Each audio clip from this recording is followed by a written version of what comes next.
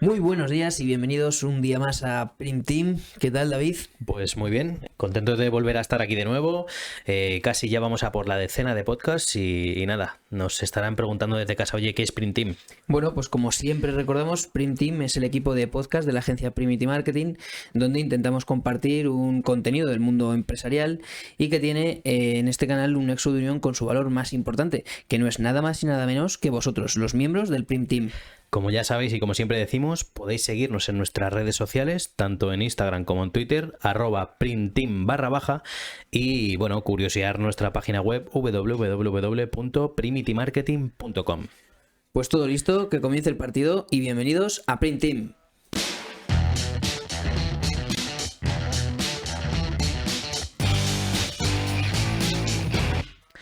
Bueno, hoy traemos un tema de la historia asiática, un tema de la seda, el tema del primer caso de espionaje que ha habido en la historia y tiene relación con la seda.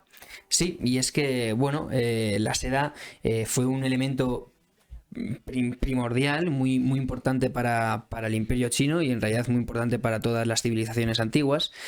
Y tanto es así que, bueno, hay una leyenda china que si quieres te la cuento, David. Sí, la leyenda de la princesa. Sí, de la princesa Qin Lingxi, que en 2600 a.C., bueno, pues se sentó a tomarse un té debajo de una morera y le cayó un gusano, ¿no? Y bueno, pues se quedó realmente entusiasmada al ver que de ese gusano salía un hilo muy bonito, brillante, muy duro también, y entonces, bueno, pues se enamoró de ese hilo, ¿no? Que era la seda. Y bueno, pues en la mitología china, la princesa Qin Lingxi es la diosa de la seda. Vaya suerte, ¿no? Que le cayera en el gusano. Sí, bueno, a Newton le cayó una manzana. Bueno, y tenemos datos también de que parece que sobre el 2600 a.C., con esta leyenda de la princesa, pues empieza a adquirir una importancia la seda, pero ya mucho antes se han encontrado restos de unos telares. Sí, de hecho, bueno, en este caso la realidad supera claramente a la ficción, y es que en el año... Bueno, entre el año 5500 a.C. y el 3300 se encuentra en la cultura neolítica de Gemudu, que está, bueno, también en China, los primeros restos de telares de seda. Uh-huh. Fue en la dinastía, sin embargo, en la dinastía Shang, en 1600 a.C., cuando empezó a cobrar una importancia muy, bueno, pues muy elevada. Sí, además, bueno, se convierte también, ¿no?, como en un símbolo de poder y de estatus.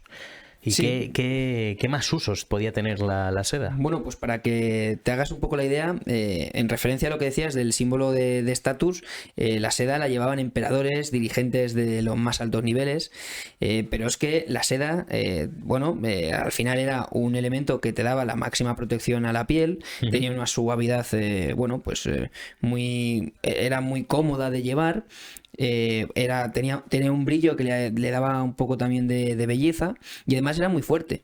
De hecho, la seda se utilizó por estas variables que te digo. La seda se utilizó como papel de escritura o incluso como moneda de cambio, y es que así se pagaba a los soldados de este gran imperio. Uh-huh.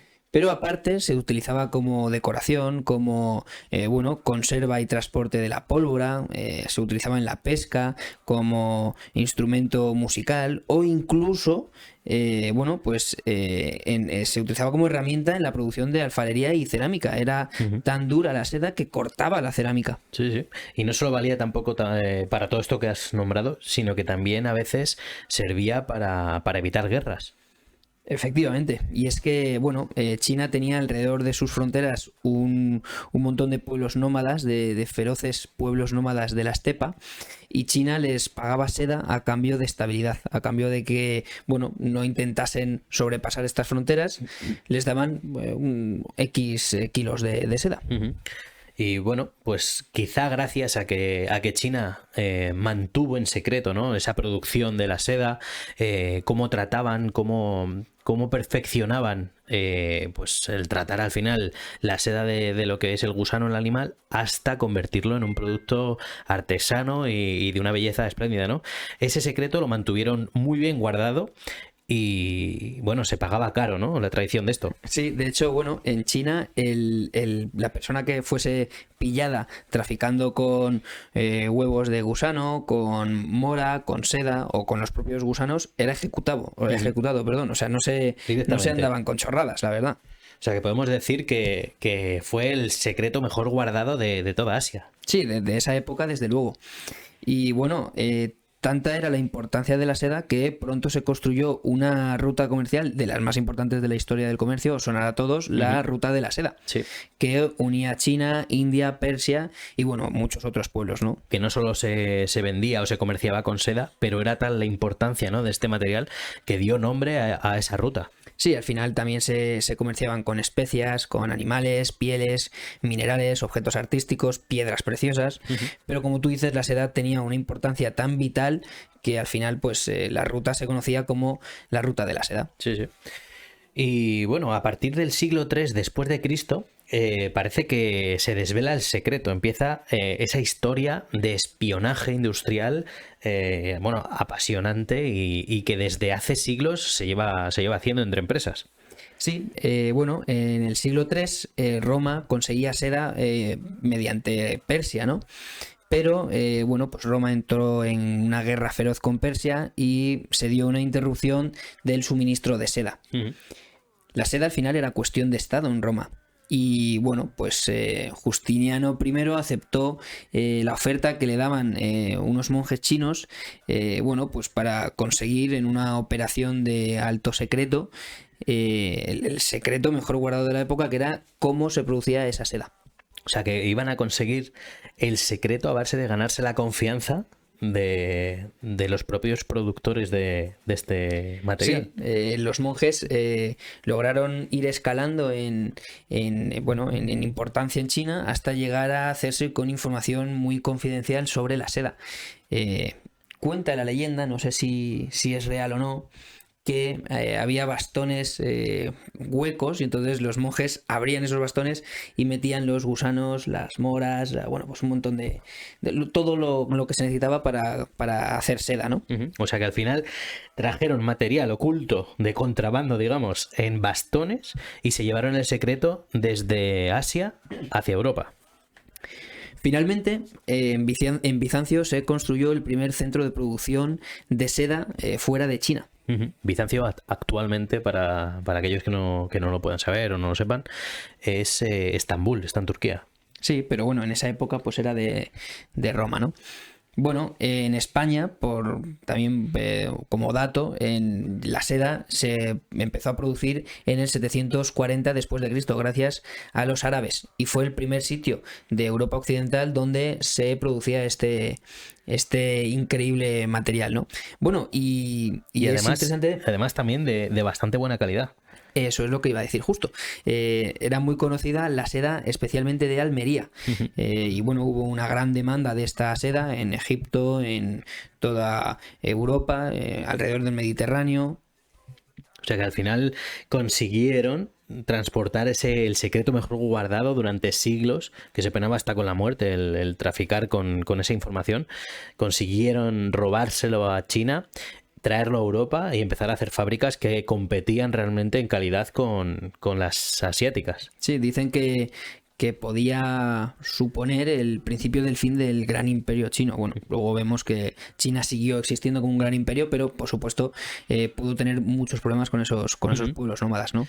Como dato, os diré que hoy en día China produce 2/3 de la producción mundial de seda. ¿Y tenemos el dato en kilos? Sí, bueno, en toneladas. Son una barbaridad de kilos, ¿no? Son 150.000 toneladas. O sea, una barbaridad. Sí, para que os hagáis una idea, el segundo país que más produce es India y solo produce 30.000 toneladas. Bueno, digo solo, realmente también es mucho, pero vamos, la diferencia entre India y China es bárbara.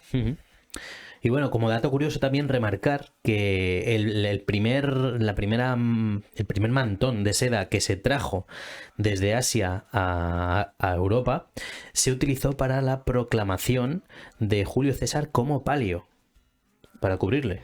Pues muy, muy interesante. También es verdad que es que la seda en esa época se utilizaba como protección del sol, como entonces, claro, el palio también es lógico que fuese, si podía ser de seda, mejor. Sí, sí. Claro, quien lo pudiera pagar. Bueno, pues un poco de percusión y vamos a contar cómo se produce la seda, ¿no? Muy bien.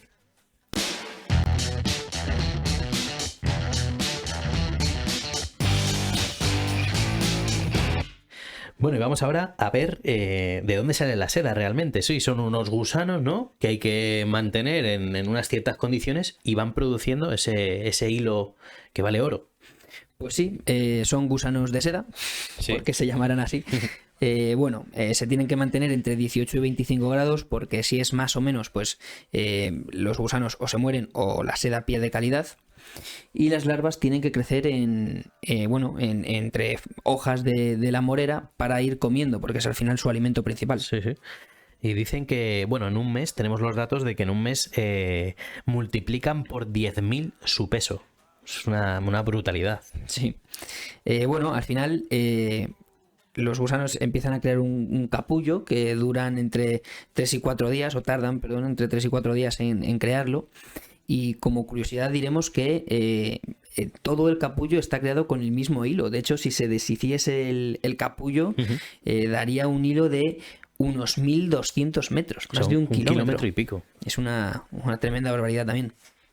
Y entonces, después de esto, ¿en qué proceso se ve sometida la seda? Bueno, pues se dejan en los capullos entre 8 y 9 días y después se cuecen. ¿Por qué se cuecen? Pues porque el hilo de la seda es tan fuerte que no se podría deshacer el capullo si no. Entonces, al cocerse, pierden esa dureza y se puede deshacer. Sí, sí. Bueno, y vamos a ver ahora, ya metemos el refranero emprendedor de hoy, que viene también muy, muy al tema, ¿no, Gonzalo? Bueno, pues yo creo que el refrán es claro, ¿no? Es conciso, es todo va como la seda. ¿Y qué quiere decir esto? ¿Por qué se dirá, no? Bueno, pues porque al final la seda siempre ha funcionado muy bien, las empresas de seda siempre han ido para arriba, siempre han tenido más y más beneficios porque la seda ha sido fundamental y entonces cuando algo marchaba bien, iba como la seda. Se comparaba, ¿no? El negocio que uno tenía o la situación que tenía uno en cómo iba el negocio superior que había en la época, que era el de la seda. Entonces, pues bueno, muy bien, bonita comparación, ¿no? Sí, sin embargo, sabemos que hay más refranes que utilizan la seda, como por ejemplo el de aunque la mona se vista de seda, mona se queda. Si sabéis otro refrán que podéis aportar alrededor de la seda, pues no dudéis en dejárnoslo en comentarios en @printing_, tanto en Instagram como en Twitter. Y nada, pues muchas gracias y hasta la próxima. Hasta la próxima.